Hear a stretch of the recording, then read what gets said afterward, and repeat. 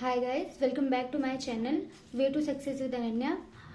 तो हम लोग अभी बात करने जा रहे हैं नॉर्मलाइजेशन के बारे में, क्योंकि बहुत सारे स्टूडेंट्स के ऐसे कमेंट्स आ रहे हैं बार बार कि नॉर्मलाइजेशन से क्या फ़ायदा होगा, कितने नंबर का फ़ायदा हो सकता है, सिर्फ फ़ायदा ही होगा या नुकसान भी हो सकता है, और किस हिसाब से नॉर्मलाइजेशन होगा, किस किस शिफ्ट को कितना कितना फ़ायदा मिलेगा। इस सब तरीके के क्वेश्चंस बार बार आ रहे हैं मेरे पास। तो मैंने सोचा कि आप सबसे इस बारे में थोड़ी सी बात कर लेते हैं। तो सबसे पहले बात करते हैं कि किस किस शिफ्ट में क्या क्या कितने कितने नंबर का बेनिफिट मिल सकता है, या फिर किस किस शिफ्ट में कौन से पेपर हार्ड थे। तो अगर आप नॉर्मलाइजेशन के बारे में बात करें तो नॉर्मलाइजेशन लगाने का एक संगठन का अपना एक फॉर्मूला होता है, वो उसे फॉलो करते हैं, उस हिसाब से वो नॉर्मलाइजेशन लगाते हैं। तो उसमें ये होता है कि डिपेंड करता है कि क्वेश्चंस कितने हार्ड आए थे, किस शिफ्ट में कैसे क्वेश्चंस पूछे गए थे, उसका बच्चों के आंसर पे क्या प्रभाव पड़ रहा है। कोई शिफ्ट ऐसी है जिसमें बहुत ज्यादा नंबर हाई चला जा रहा है, कोई शिफ्ट ऐसी आ रही है जिसमें नंबर बहुत कम चला जा रहा है। तो ऐसी सिचुएशन को सॉल्व करने के लिए ये नॉर्मलाइजेशन की प्रक्रिया अपनाई जाती है। तो इसमें सबसे पहले अगर हम बात करें तो जैसे देखिए, सबसे पहले शिफ्ट 21 तारीख की सबसे पहला जो पेपर हुआ था उसमें मुझे लगता है बच्चों को बहुत काफी नुकसान उठाना पड़ा था इस वजह से, क्योंकि उसमें रिमझिम से बहुत सारे सवाल आए थे, कम से कम 5-7 नंबर के सवाल आए थे।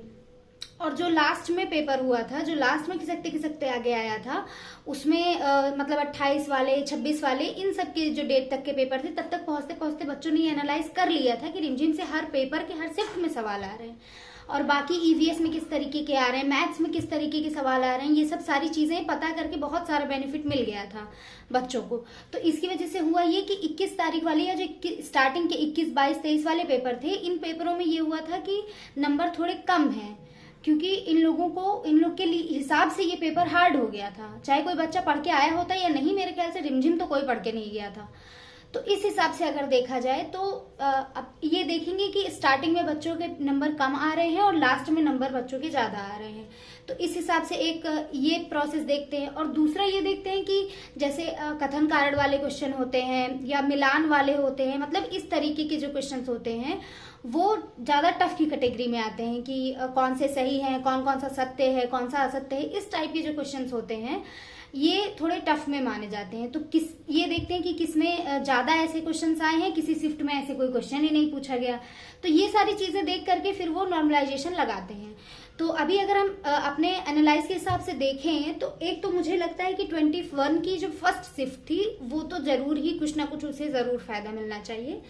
इसके अलावा 22 तारीख की सेकेंड शिफ्ट और 24 की और 28 तारीख की, इन तीनों की सेकेंड शिफ्ट का पेपर टफ आया था, ऐसा बताया जा रहा है। ऐसा स्टूडेंट्स जो पेपर दे करके आए हैं, उन्होंने जो क्वेश्चंस बताए हैं उसके अकॉर्डिंगली लगता है कि 22, 24 और 28 की स्पेशली जो सेकेंड शिफ्ट थी, 28 तारीख की तो टफ थी, फिर एक बार पेपर कैंसिल होके दोबारा कुछ बच्चों का हुआ, तो उस हिसाब से अगर कैलकुलेट करें तो एक तो ये है कि इस शिफ्ट का पेपर हार्ड हुआ था। इसके अलावा बात करें तो 25 का और 26 का, इसमें प्रॉब्लम आंसर की के हिसाब से आ रही है। जैसे आंसर की इन्होंने गलत इतनी दे रखी है कि 25 का पूरा 26 में दिया हुआ है और 26 का पूरा 25 में दिया हुआ है, इन्होंने इतनी गलती दे रखी है।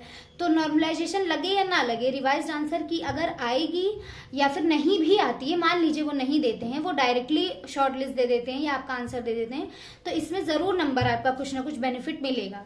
तो इस हिसाब से देखा जाए तो मुझे नहीं लगता कि ऐसा बहुत ज्यादा किसी को होना चाहिए कि नुकसान हो नॉर्मलाइजेशन से। लेकिन हाँ, ये है कि एक आध दो नंबर कभी कभी घट जाता है, ऐसा भी देखा गया है कि एक आध दो नंबर घट जाता है कभी कभी। जैसे पेपर बहुत आसान आ गया, ज्यादा बच्चों 180 में 150 क्वेश्चन सही करके आ रहे हैं, तो ऐसे अगर बच्चे होंगे तो उनका कुछ ना कुछ तो घट जाएगा नंबर, ये तो है अगर नॉर्मलाइजेशन हुआ तो।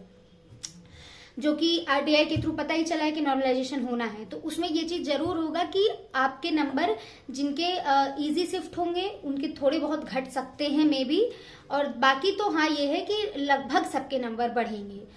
तो ये एक बहुत इंपॉर्टेंट बात थी, क्योंकि नॉर्मलाइजेशन की प्रक्रिया कैसे होगी, उसमें नंबर घटेगा या बढ़ेगा या कितना बढ़ेगा, किस शिफ्ट को कितना बेनिफिट मिल सकता है। ऐसे बहुत सारे क्वेश्चंस थे आप लोग के पास। आशा करती हूँ आपके सभी प्रश्नों के उत्तर आपको मिल गए होंगे। अगर और कोई क्वेरी है तो आप मुझे कमेंट सेक्शन में बता सकते हैं। अगर वीडियो अच्छी लगी हो तो लाइक करिए, शेयर करिए और सब्सक्राइब करिए। और कोई जानकारी लेनी हो या बहुत इंपॉर्टेंट बात हो तो उसके लिए मैं अपना टेलीग्राम लिंक वीडियो के डिस्क्रिप्शन बॉक्स में डाल दूंगी, उससे आप जुड़ जाइएगा, आपके लिए बहुत बेनिफिट होगा। कोई भी न्यूज़ होगी, कुछ भी होगा तो मैं उस पर डाल दिया करूँगी। आशा करती हूँ आप सभी को अच्छा लगा होगा। Thank you very much. Do like, share and subscribe please. Thank you.